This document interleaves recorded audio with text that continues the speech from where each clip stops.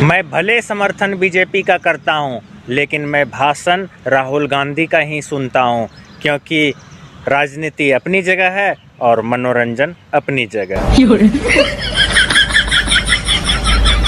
जीतने के बाद कुछ लोग ये बोलेंगे कि ईवीएम मशीन को हैक कर लिया, हम वोट किसी को भी डालेंगे कमल फूल को ही जाएगा।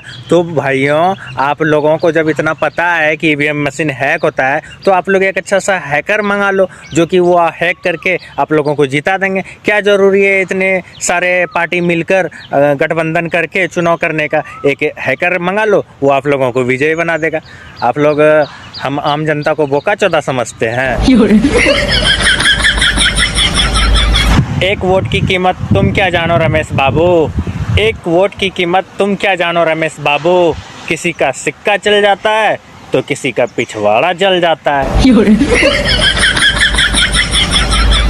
भाजपा का समर्थन करना मेरी राजनीति नहीं है। गीता में साफ साफ लिखा है, जो राष्ट्र और धर्म के लिए लड़े, हमें उनका साथ हमेशा देना चाहिए।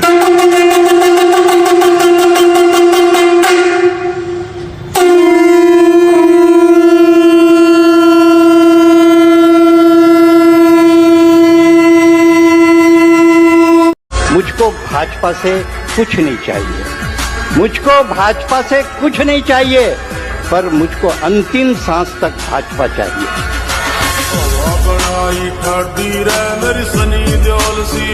हम वैसे देश के नागरिक हैं जिस देश में हमारी संस्कृति को बचाने के लिए, हमारे धर्म के स्थापना के लिए, हमारे प्रभु श्री राम के मंदिर को बनवाने के लिए हमें कोर्ट में लड़ना पड़ता है। हमारे ही देश में हमारी संस्कृति बचाने के लिए हमें कोर्ट में लड़ना पड़ता है। ये हमारा दुर्भाग्य है, लेकिन हम लोग सौभाग्यशाली हैं कि हमें नरेंद्र मोदी जैसा प्रधानमंत्री मिला है।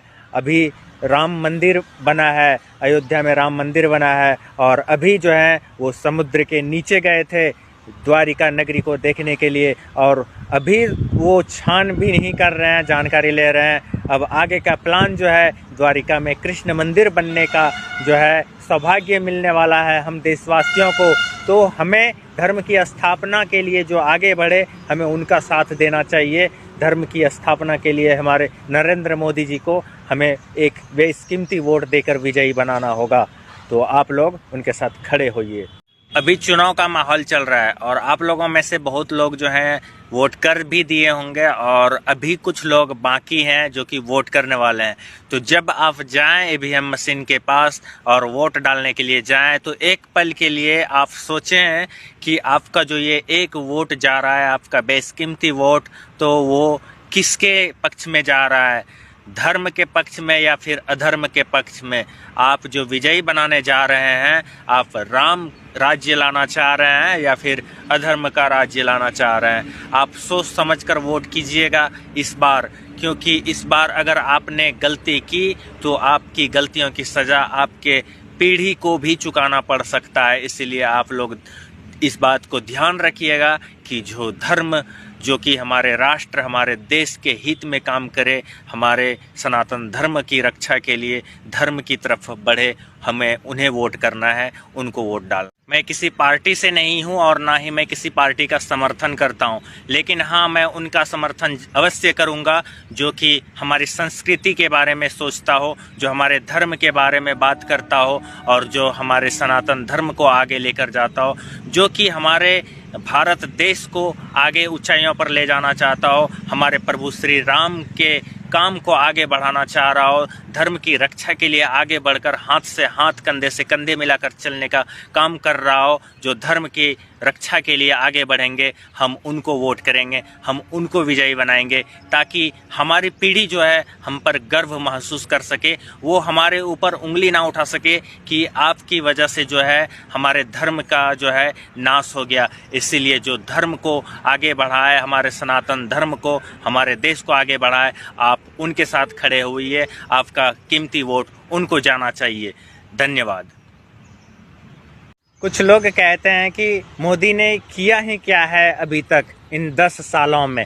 तो मैं बता दूं, कश्मीर का जो ये समस्या था 70 सालों से अभी तक जो है वो नहीं सुलझ पाया था, लेकिन नरेंद्र मोदी ने सुलझा दिया और अब कश्मीर जो है वो हमारा हो चुका है, हमारे हिंदुस्तान का हो चुका है।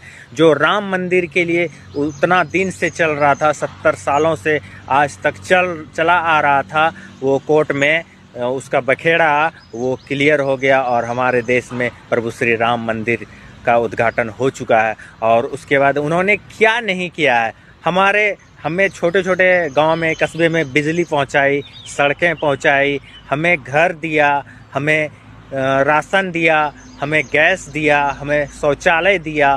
क्या नहीं दे रहा है? अभी बच्चा जन्म ले रहा है तो उस बच्चे का सारा ट्रीटमेंट कर रहा है, सारी चीज़ें दे रहे हैं, उसकी माँ को पैसे मिल रहे हैं, उस बच्चे के लिए पूरा किट मिल रहा है, सारा चीज़ मिल रहा है। फिर वो बच्चा जब बड़ा होगा, स्कूल जाएगा, वहाँ पर उसको कपड़े मिलेंगे, भोजन मिलेंगे, फिर उनको और भी आगे जो है मिलती चली जाएंगी। तो क्या नहीं मिल रहा है, हमें ये पूछना चाहिए कि हमें क्या नहीं मिल रहा है। लेकिन कुछ लोग जो हैं वो लोग अंधभक्त हैं और वो लोग यही पूछ रहे हैं कि क्या किया है। तो इतने सारे काम किए हैं कि उनको गिनवाना मुश्किल हो जाएगा। आप लोग गौर तो कीजिए पहले।